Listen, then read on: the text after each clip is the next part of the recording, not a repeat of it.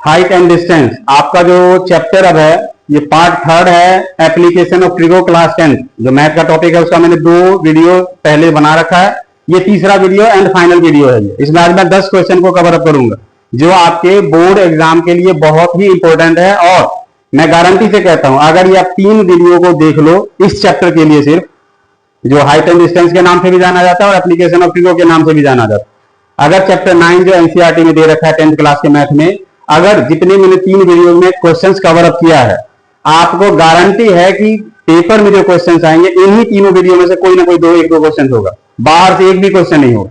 इसलिए आप ध्यान से इसको प्रैक्टिस कर लो। आपको 4 से 6 मार्क्स, ये 20 क्वेश्चन जो 25 क्वेश्चन मैं करा रहा हूं, इसी में से आपका तीनों वीडियो मिला के जो 20-25 क्वेश्चन आपके हो रहे हैं, इन्हीं 25 क्वेश्चन से आपका सारा कवर अप हो जाएगा, आपको एक्स्ट्रा की रिक्वायरमेंट ही नहीं होगी।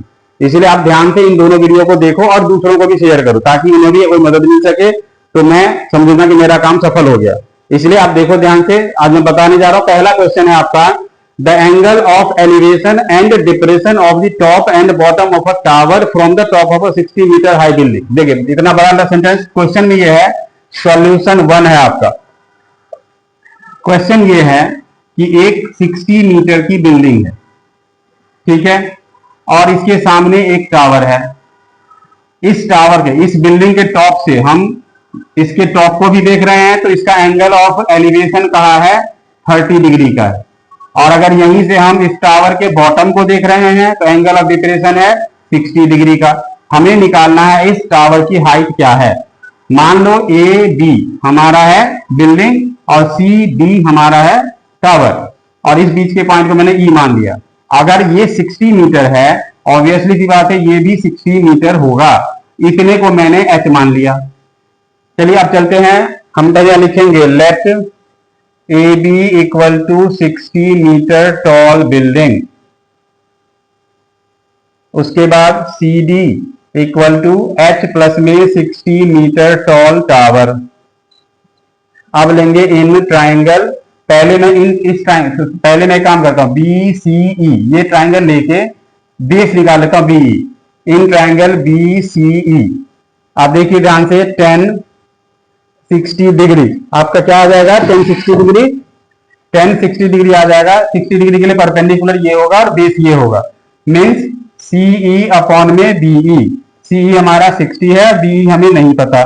10 60 की वैल्यू होती है √3, 60 अपॉन में बीई, तो बीई हमारा क्या आ जाएगा 60 अपॉन में √3। इसको रेशनलाइज कर लेते हैं, 60 √3 अपॉन में 3 कट के आ जाएगा 20 √3 मीटर।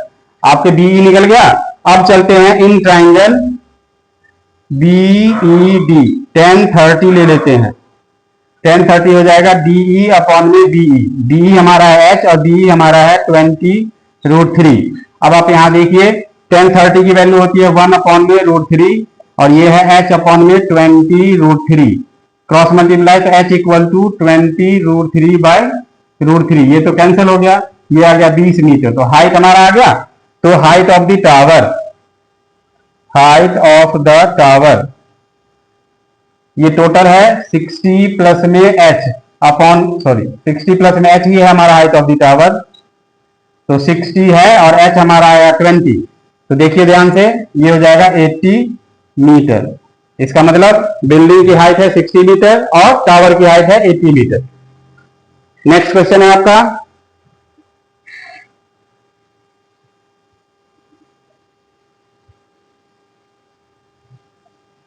चलिए नेक्स्ट में देखिए, as observe from the 100 metre high light house. एक ये लाइट हाउस है जो कि 100 मीटर है। लाइट हाउस क्या होता है, समुद्र में जो शिप्स वगैरह जब आने लगती है तो जो किनारे पे आना होता है उसके समुद्री किनारे पे, तो वहां पे शैलो हो जाती है, मतलब गहराई कम हो जाती है।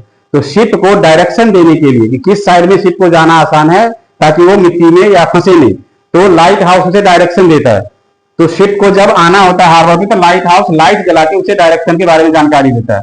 अब लाइट हाउस पे कोई इंसान खड़ा है, 2 शिप जो कि एक ही डायरेक्शन में, देखो if the ships are at the same side of the light house, light house के दोनों साइड में, यहाँ पे मान लो एक शिप है, दूसरा शिप यहाँ पे, इस लाइट हाउस से पहली शिप को भी देख रहा है और दूसरी शिप को भी देख रहा है।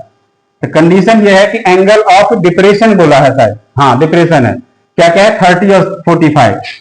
तो डिप्रेशन हमेशा ऊपर से बनता है, ये है 30 डिग्री, जितना दूर रहेगा उतना ही कम एंगल होगा और जितना पास आएगा उतना ही बढ़ेगा, ये है 45 डिग्री। हमें पता करना है, तो अगर ये 30 है तो ये भी क्या होगा 30, ऑल्टरनेट एंगल सेम होता है, और ये क्या हो जाएगा 45 डिग्री। हमें पता करना है कि इस शिप के बीच में डिस्टेंस कितना है। हम क्या करते हैं, पहले ए बी मान लेते हैं लाइट हाउस है, सी पे एक शिप है और डी पे दूसरा शिप है।